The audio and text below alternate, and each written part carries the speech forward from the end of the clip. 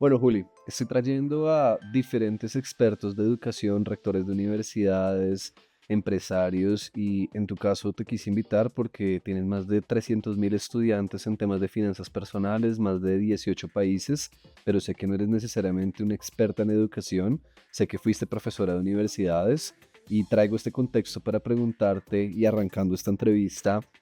¿Qué lecciones te llevaste a enseñar finanzas en toda la región? ¿Qué es eso que tú sabes si hoy te metieras en un negocio de educación, ya con todo lo que has aprendido, qué te llevaste?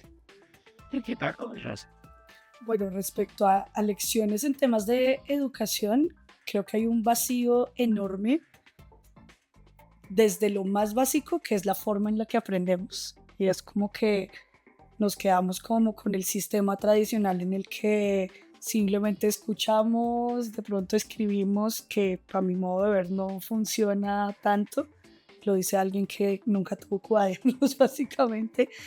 Y ahorita las nuevas tecnologías nos están dando muy buenas oportunidades respecto a entender esas nuevas formas de aprendizaje. Respecto a todo el tema de finanzas personales e inversiones, hay una brecha enorme en Latinoamérica, en Colombia, pero pienso que estamos en un muy buen momento en el que se está democratizando no solo la educación, sino las herramientas para que cada quien pueda ir avanzando en esta parte de una manera mucho más acelerada. Detrás de cámaras tú me contabas que has probado de todo. Háblanos un poquito de eso, que es todo lo que intentaste. Bueno, pues justamente este año estamos cumpliendo 10 años con Investopi. Yo llevo más tiempo que eso educando, llevo unos 13, 15 años. De una manera muy extraña, como que ese fue mi don realmente. Y muchas veces me lo he planteado cómo llegué a ser educadora, porque no es algo que yo tenga, digamos, como en mi sistema, pero a eso me dedico y no solo con las inversiones, con emprendimiento, con tecnología, con vocación, con muchas cosas. Y he pasado por todo, he pasado por aulas de colegio, de universidad, todos los formatos virtuales, presenciales, y es muy extraño porque, por ejemplo, en la academia, en Investopi, nunca nos ha funcionado el hecho de hacer tareas, por ejemplo. Como que al principio enfocamos un poco el tema a, bueno, vamos a hacer diferentes módulos y que la persona haga una tarea, que haga un quiz y se evalúe cómo va, y eso directamente no funciona y desmotiva mucho a los usuarios. Cuando tú haces un quiz dentro de una plataforma de educación que no es eh, un título formal y la persona se da cuenta que de pronto no está avanzando al nivel o al ritmo que lo esperaba, lo que hace es frenarlo y desmotivarlo completamente. Cuando van tareas y de pronto ya se ha atrasado en 3 tareas, generalmente lo que pasa es que las personas eh, desertan, desertan porque sienten, digamos, como la frustración de que ya no tienen el tiempo o de que se sienten como decepcionados de sí mismos y abandonan el proceso. Entonces han sido ahí muchos aprendizajes. Lo que más nos ha funcionado a nosotros en Investopi y con lo que hemos logrado que tengamos unas cifras muy altas de terminar los entrenamientos es que haya metas en cada escenario. Entonces, más que de pronto un curso o un entrenamiento, es una meta. Entonces, como que la meta de este entrenamiento es, por ejemplo, abrir tu primera cuenta real en un broker. Entonces, es de cero a lograr un check. Y eso es lo que más nos ha funcionado a lo largo del tiempo y es tener unas metas muy tangibles. Es interesante lo que dices porque uno de los retos del cambio de paradigma en la educación es dejar de pensar en la educación como consumir información y teoría, sino educarme para hacer algo, para ejecutar. Y tú lo estás poniendo muy bien con abrir un broker, invertir, me imagino, diversificarte, salir de tus deudas, pero también me digo como, wow, qué difícil tiene que ser tú hacer que las personas cambien sus finanzas personales y se lleven a la acción. ¿Qué has aprendido de eso? Como, ¿cuáles han sido los retos y las buenas prácticas para hacer que la gente realmente cambie sus hábitos financieros? Nosotros lo hemos hecho de una manera em, como en contravía con el sistema tradicional. Nosotros, por ejemplo, en nuestro entrenamiento principal, en la primera semana abrimos la cuenta en el broker y compramos el primer activo. Compramos $1 de una acción, ¿cierto? Entonces, le decimos a la persona desde una manera muy emocional, escoge tu primera acción. Entonces, yo no me acuerdo cuál fue mi primera acción directamente, pero entonces yo les digo, si yo comprara una acción por primera vez, compraría Tesla porque es una empresa que me encanta. Escoge tú esa primera acción para que sea como tu primer amor. Y ahí lo conectamos con una parte muy emocional y con la meta de ya tengo el broker y ya compré mi primer activo. Detrás de esto hay un montón de cosas porque hay que entender la regulación, hay que entender el riesgo del activo, pero estamos comprando $1. Entonces ahí no hay ningún riesgo, pero sí estamos conectando toda la emoción y cuando la persona compra ese primero, entonces lo primero que se pregunta es ¿cuánto me costó esto? Entonces ya aprende las comisiones y en dónde lo compré, esto sí es seguro, entonces vamos a la regulación y empezamos a llenar como todos estos huecos, por decirlo de alguna manera, de toda la teoría que tiene que haber detrás, pero desde la práctica, desde lo emocionante. Entonces, siento que es muy como de pronto en el colegio, de pronto cuando te llevan al laboratorio y te dicen mezcla esto con esto y de repente reacciona y tú dices, ahora sí quiero saber qué es el nitrógeno, quiero saber qué es esto, cómo funciona, por qué se dio esto, ¿cierto? Pero si a ti te lo dicen en el tablero, es que va a reaccionar y el peso atómico, es como, mátenme, ¿sí? Y acá lo que hacemos es un poco eso, arrancar desde la práctica para luego llenar esos vacíos que requiere la teoría porque pues es indispensable igual en algún momento. Algo que me estabas contando ahorita en privado es que entre más te pagan, también se van más a la acción. No sé qué tan es así, pero cuéntanos un poquito la reflexión que te has llevado con eso. Es 100% así, o sea, y esto es algo que de hecho a mí me ha decepcionado un poco porque yo vengo muy desde esta parte como muy soñadora de democratizar, de hacer que cada vez más personas lo hagan. Yo arranqué completamente desde cero, desde una realidad financiera, digamos, muy precaria, sí.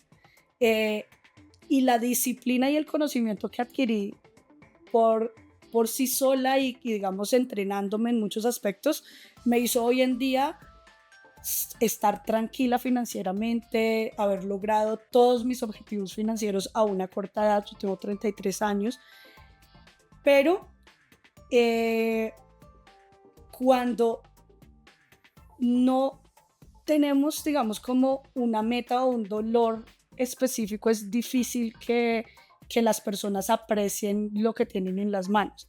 Entonces, hemos intentado todos, nosotros fuimos uno de los primeros canales de YouTube en Colombia acerca de trading e inversiones y claro que hay muchas personas que lo hacen y que lo valoran y que lo aprecian y que lo ponen en práctico, pero la realidad es que la mayoría no. Y entre más paga una persona por la educación y entre más limitada la tiene, más toma acción. Entonces, si tú pones un entrenamiento que lo pones ilimitado y nosotros los primeros entrenamientos los dejamos ilimitados, y de hecho los inversionistas y siempre que hacíamos un pitch decían, pero el costo de esto y es que cómo lo vas a calcular, etcétera. Yo les decía, las personas no estudian más de un año. Ellos decían, sí, pero si aparece alguien y luego es una masa, no, o sea, tenemos 300.000 estudiantes y nadie estudia más de un año. Y es como, si lo limitamos a un año, seguramente viene alguien y dice, pues lo hace. No, yo quiero seguir repasando, etcétera. Pero la realidad es que a la mayoría se les corta al año y si quieren seguir estudiando se les puede abrir, pero no vuelven. Entonces, entre más urgencia tengan respecto al valor, respecto al tiempo, más rápido va a ser el proceso de esta persona. Y eso, digamos que para una persona que no tiene recursos se aplica igual o es para todos los segmentos, como Para todos los segmentos. O al que sea, le duele, lo estudia. exactamente. Y mira que hay diferentes, o sea, dependiendo tu bolsillo, el dolor es diferente. Hay personas que se ganan un salario mínimo y pagar un entrenamiento de 500, no sé, de 500.000 pesos es algo importante. Entonces, si esto le está generando un valor y una fricción, lo va a aprovechar. Pero si esta persona paga 20.000 pesos, pues no lo va a apreciar tanto y ahí es donde está ese nivel de valor. Una persona que capaz se gana 20 millones de pesos, si paga 10 millones, le genera dolor, pero si paga 500.000, no le genera dolor. Es tal cual. Me gustó cómo lo conectaste ahorita con comenzar a generar ciertos hitos emocionales a la persona, pero te quería preguntar, ¿qué otras cosas puedes recomendar para enseñar las cosas que no son sexys? Como que, claro, todos queremos ver nuestro dinero multiplicar, pero vaya y aprenda por detrás ETFs, acciones, comportamientos, temas de números que no tengan que calcular, costos. ¿Cómo enseñas todo eso y lo vas haciendo sexy o comprensivo? Sí.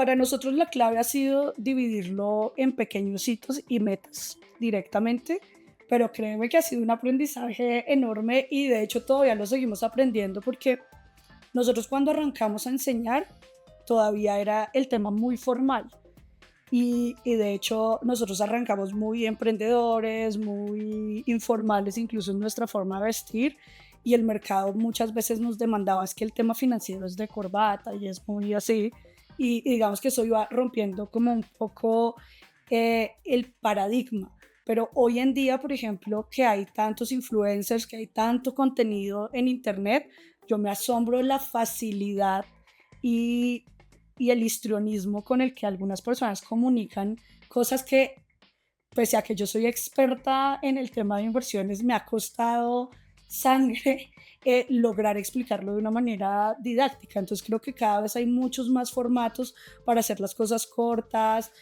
para hacerlas entendibles, pero sin lugar a dudas creo que el tema de conectar emocionalmente es, es la clave. Cuando nosotros iniciamos el tema de formación, era indispensable, por ejemplo, tener un pensum que se iba a ver clase a clase. Hoy en día lo que vendemos es una meta.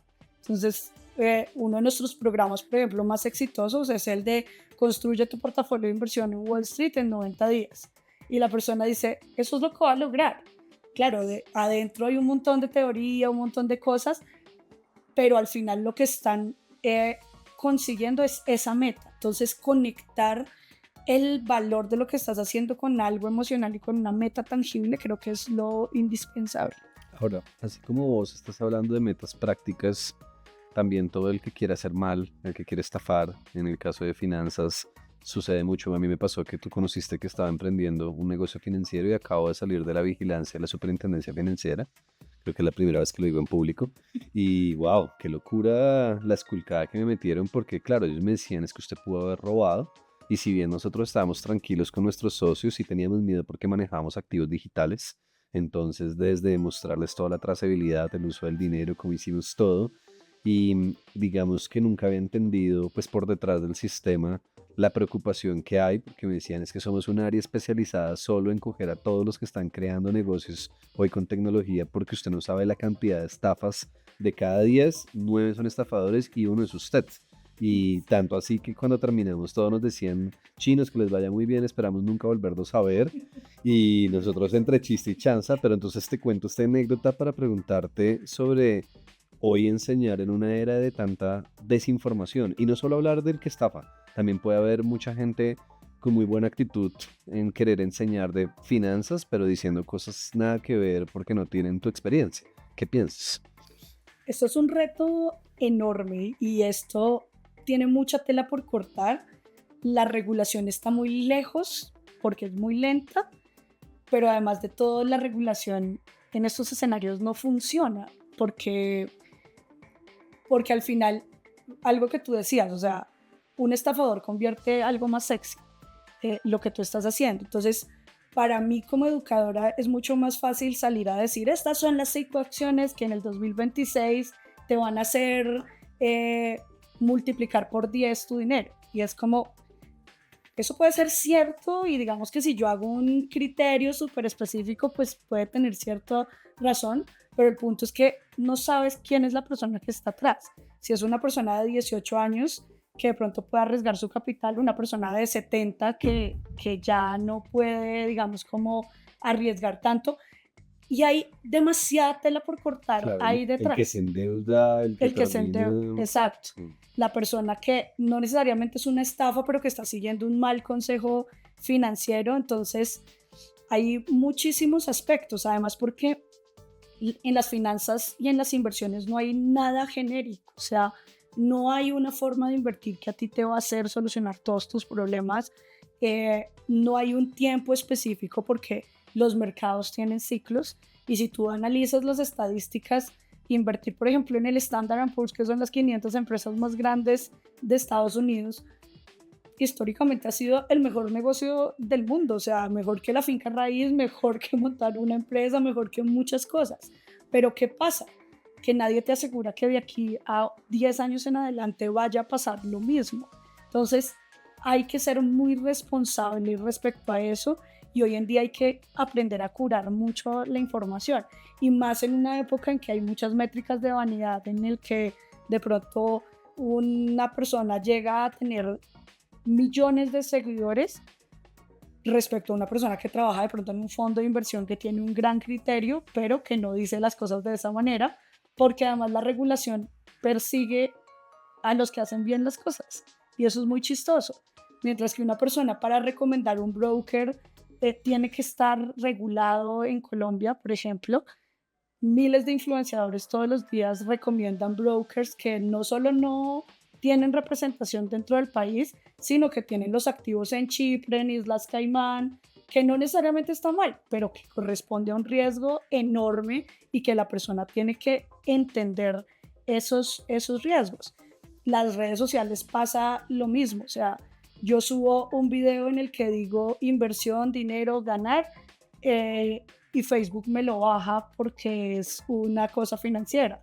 Pero hay millones de cuentas con mi cara, con inteligencia artificial, con un montón de fakes que estafan a la gente con mi cara. Entonces uno dice, ¿en dónde está Meta persiguiendo a toda esa cantidad de estafadores mientras que a mí me bajan un video que no estoy diciendo nada extraordinario? Entonces, Y sobre eso, porque sí es particular que lo dices, yo creo que a muchos les ha salido hoy en día la publicidad de David Vélez, el dueño de Nubank, con un gran empresario que es millonario, con su cara, con la tuya, diciéndote invierte en tal cosa, te lleva a una página de un periódico famoso que por detrás está todo falso. ¿Cómo sería el consejo para que la gente aprenda a aprender a reconocer lo que es cierto y lo que no? Y que en las finanzas es tan peligroso, pero se aplica para todo en la vida. eso es muy complejo, pero yo creo que hay que partir que inicialmente si no vas a invertir en algo que esté regulado por la superintendencia financiera o por un organismo internacional, a mí me gusta la regulación de Estados Unidos personalmente, debería ser una inversión en la que tú tengas todo el manejo, no que le estés enviando los recursos a nadie. Entonces, por ejemplo, hoy en día tú puedes invertir en la bolsa, en criptomonedas, pero manteniendo los fondos a tu nombre, con tus contraseñas, en el que si sacas el dinero llega a tu cuenta y que sea con una trazabilidad todo hacia ti, que eres el dueño del capital. Cuando alguien te dice que entregues el dinero y ese dinero va a ir a otra cuenta y eso, ahí ya es muy sospechoso, eso es captación ilegal en todas las formas y ahí es donde digamos que yo creo que es la mayor alerta. También cuando ofrecen rentabilidades muy altas fijas. Entonces, la bolsa es completamente posible hacer rentabilidades altas, del 30, del 50%, algunos años del 100%. Es factible, pero no lo puedes lograr todos los años. Y no lo puedes garantizar. Y no lo puedes garantizar, ¿cierto? Entonces, yo llevo invirtiendo cerca de 18 años, por ejemplo, y estos últimos años han sido mis años más rentables en toda la historia como inversionista. Pero yo te puedo decir que no he tenido un año detrás del otro y yo no puedo asegurarte que voy a obtener la misma rentabilidad del otro año. Y si es ya un paso para atrás en temas de educación, entonces yo soy una persona que estoy consumiendo contenido. ¿Cómo hago para diferenciar lo que es cierto y lo que no? ¿Cómo hago para elegir el que realmente me forme de esto? Porque el peligro es muy alto en que hayan algunos con millones de seguidores que nada que ver, así como algunos que sí. ¿Qué le dirías a alguien? En temas de inversión, yo pienso que algo fundamental es que sea una persona que tenga una trazabilidad de por lo menos unos 5 años. O sea, una persona que lleva invirtiendo 1 o 2 años, claro que te puede enseñar muchas cosas, no estoy diciendo que no, ¿cierto? Pero tú no tienes la certeza que sea una persona que tiene resultados a largo plazo. Entonces, en las inversiones todo funciona a largo plazo. Entonces, largo plazo deberías medirlo por lo menos desde hace 5 años. Entonces, ¿qué está en el discurso de esta persona? ¿Qué estaba haciendo hace 5 años? ¿Tiene también o sea, ha cumplido los objetivos que tú esperas, por ejemplo? ¿O es una persona que todavía está probando lo que te está enseñando?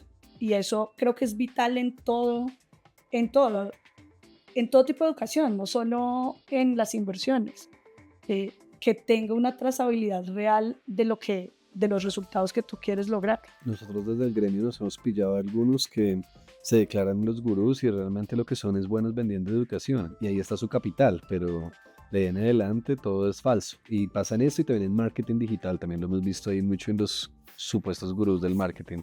Ese es otro tema que es muy importante y es que ser buen educador no necesariamente es ser buen vendedor. Mm. Y tú te das cuenta muchas veces que hay personas que son excelentes en su discurso, en la forma de comunicar, pero no necesariamente tienen resultados. Y creo que sobre todo se ve mucho cuando cambian mucho de nicho, que están enseñando de pronto finanzas y luego enseñan otra cosa, que te están enseñando de todo al tiempo porque están probando a ver en dónde es como más rentable el tema de la educación. Ahí yo pienso que hay que tener bastante cuidado. Pero también eso que dices se me hace interesante porque hay buenos educadores que no necesariamente te lo vas a traducir ya no solo a son buenos vendedores, sino que no son buenos creadores de contenidos en la lógica de hoy, de los mensajes que más enganchan y que hacen que tú te quedes y que quieras ver el otro, porque además enseñar esto es algo que son muchas cosas que hay que ponerle a las personas para que tomen decisiones. ¿Cómo ha sido el caso de ustedes que han vivido en esto? Para nosotros ese tema ha sido un reto muy grande.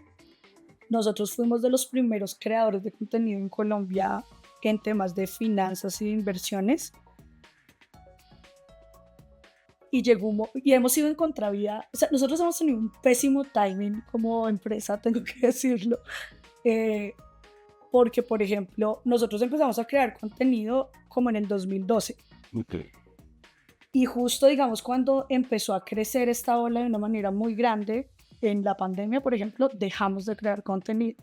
Y justamente en parte es porque las redes se han llenado de montones de personas que son muy buenas enganchando, pero que no necesariamente tienen un criterio detrás de lo que están hablando. Y competir contra eso es muy complejo. Es muy difícil una persona que crea un video que te dice, este es el mejor consejo que vas a escuchar en tu vida y lo hace de la manera más sexy del mundo, a decir la realidad de las finanzas que no es nada sexy y es que tienes que ser disciplinado, tienes que ser juicioso y te vas a demorar muchos años en tener resultados. Entonces, esto, decirlo de una manera linda, no existe. Y hay que aprender, hay que decir que hay que aprender a montarse en esas olas de redes sociales para lograr, y hay muy buenos creadores de contenido que hablan con la verdad, pero también hay mucha espuma detrás de eso y para nosotros ha sido un gran reto realmente. Y entonces ustedes que hacen publicidad es lo que más les funciona. Sí, total. Nosotros lo que buscamos también en esta etapa son personas de pronto ya más maduras que ya han pasado esa primera etapa en la que ya conocen los conceptos básicos, en que ya han contrastado la información, porque lo que suele pasar es que una persona novata ve 50 formas de enseñar lo mismo, elige una y luego empieza a saltar, ¿cierto? Y ese mismo proceso le empieza a generar aprendizajes, qué es verdad, qué no es verdad, y cuando ya están en una etapa más madura, usualmente llegan a nosotros.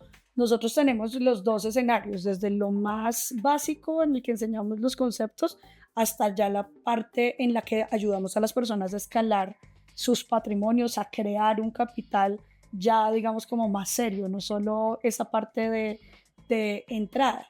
Pero pues hay muchos retos alrededor de la creación de contenido que no pienso que solo sean en la industria de educación, pasa en todos los nichos. Pero y te voy a decir una pregunta que le he hecho a otros, digamos que invitados, y es, dado que estamos hablando de la industria y que me gusta mucho tu forma pues externa de ver la educación, si yo te diera una varita mágica y te digo, puedes transformar la educación de Colombia, de habla hispana, eres la ministra de Educación, ¿qué cambiarías? Eso es un reto muy grande, pero pienso que lo que más puede transformar la educación de un país y específicamente de Colombia es entregar la educación básica que no tenemos, que es finanzas, gestión emocional, para mí fundamental, que va un poco acompañado al tema de meditación, si me lo preguntas, y emprendimiento. Creo que el emprendimiento es tal vez una de las herramientas más valiosas para superar la pobreza. O sea, si bien hay que estudiar y hay que formalizar la educación, el empleo y muchas cosas, el emprendimiento es lo que realmente rompe las barreras económicas de una manera importante. En mi caso, por ejemplo, si yo no hubiese emprendido, no, seguramente en este momento no habría roto las barreras económicas que he roto en este momento gracias al emprendimiento y gracias a la inversión. Es una forma de hackear ese camino financiero, sobre todo si vienes de unos niveles económicos con mucha desigualdad, como es mi caso. Es muy cierto. Mire que yo soy presidente de la Asociación de Emprendedores y tenemos más de 600 emprendimientos de retail, moda, gastronomía, decoración del hogar, entre otros. Y hemos visto que en Colombia hay 2.9 millones de personas que viven de estas industrias, entre la formalidad y la informalidad, que es el 70%. Y lo digo porque ahí nos dimos cuenta que este país no es de las grandes empresas, sino de estos pequeños jugadores que cada uno emplea, los que son formales, 4 a 6 personas en promedio, y los que son informales son 2, 3, 4 personas viviendo de eso. Entonces realmente ayudarles a ellos transforma todo, dejando un pedacito de las finanzas personales y hablando desde la lógica de transformar la educación.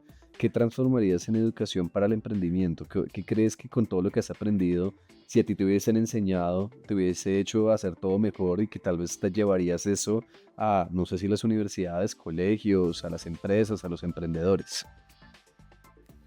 El tema del emprendimiento para mí es algo que debería estar presente desde muy tempranas edades.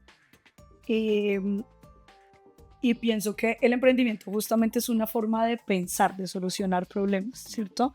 Porque un emprendedor, y de hecho me pasó a mí, nosotros somos dos socios, los dos somos ingenieros, los dos muy tímidos, muy cuadriculados, muy estructurados, ¿cierto? Que es de pronto la, lo que atrae una ingeniería, ¿cierto? Y la forma en la que te estructura el pensamiento.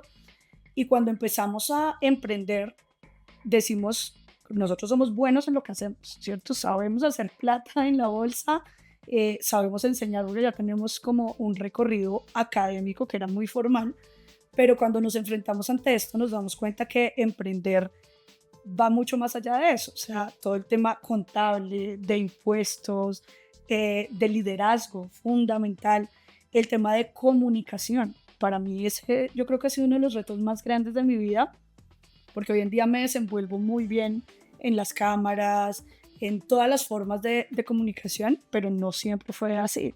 Y eso creo que tiene que partir desde el colegio. Desde la educación.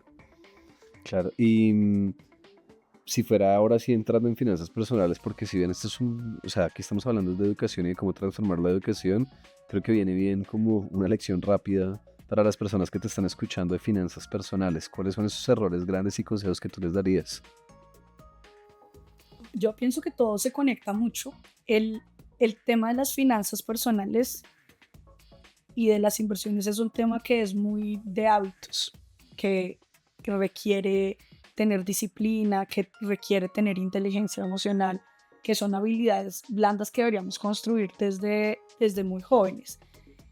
Y de cierta manera no es más que sentido común, o sea, es como yo muchas veces lo pienso, yo me he leído miles, cientos de libros de finanzas personales y los libros no necesariamente aplican para la vida real y mucho menos en Latinoamérica y mucho menos si vienes en un ambiente de desigualdad. Y es como que muchas veces lo que tienes que pensar es en grande y pensar en esa disciplina que te va a llevar a tener ese resultado y a construirte como persona desde esas habilidades, desde la disciplina, desde la inteligencia emocional, porque de ahí parte todo, o sea, no solo las finanzas personales, sino también las relaciones, los negocios, tu carrera, absolutamente todo. Se me hace muy particular que lo digas con esa fuerza porque en definitiva entonces lo que estamos concluyendo es que para las finanzas personales y los negocios crecer primero como personas es el eje fundamental y es tal vez uno de los eslabones perdidos en la educación. Hoy se habla mucho de tecnología, pero poco de estos temas y de por sí, aunque en legislación se está tratando de meter el tema socioemocional, no necesariamente es de la forma correcta. Me gustaría que terminaras dándole algún consejo ya a la industria de educación, después de tantos años educando, después de todo lo que has vivido para iterar miles de formas de enseñar y ya voy a encontrar pie con bola tu negocio, cómo enseñar a través de esto. Yo veo a muchas personas que quisieran dedicarse como vos a emprender en educación, pero les da miedo salir del colegio, de la universidad, del ministerio, o algunos que también lo están haciendo y se sienten retados. ¿Qué consejo le darías a la industria de educación en general?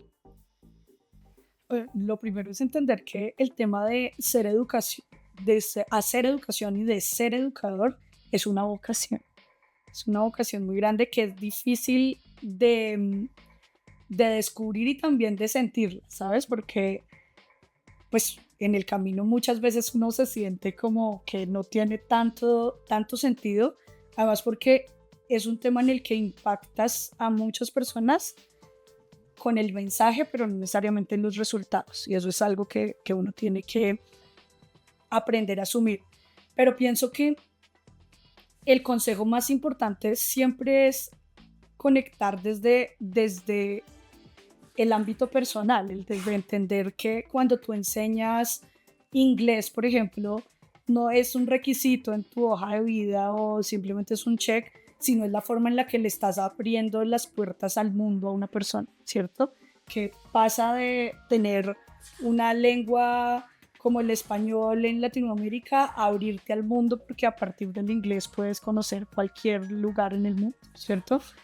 Y ahí está esa parte personal, que cuando tú enseñas matemáticas no es también un check en el esto, sino es una forma de entender el universo y de entender la estructura de pensamiento del mundo, ¿cierto?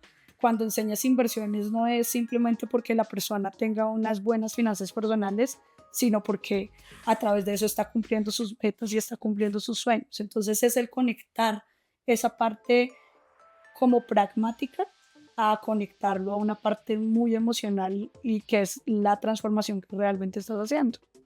Julio, una última pregunta y es, ¿qué consejo le darías a rectores de universidades y colegios para enseñar finanzas personales de forma adecuada?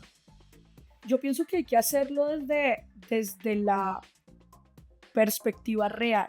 Creo que uno de los errores muy grandes que hay en Latinoamérica es que la mayoría de referentes que hay en este tema son extranjeros, ¿cierto?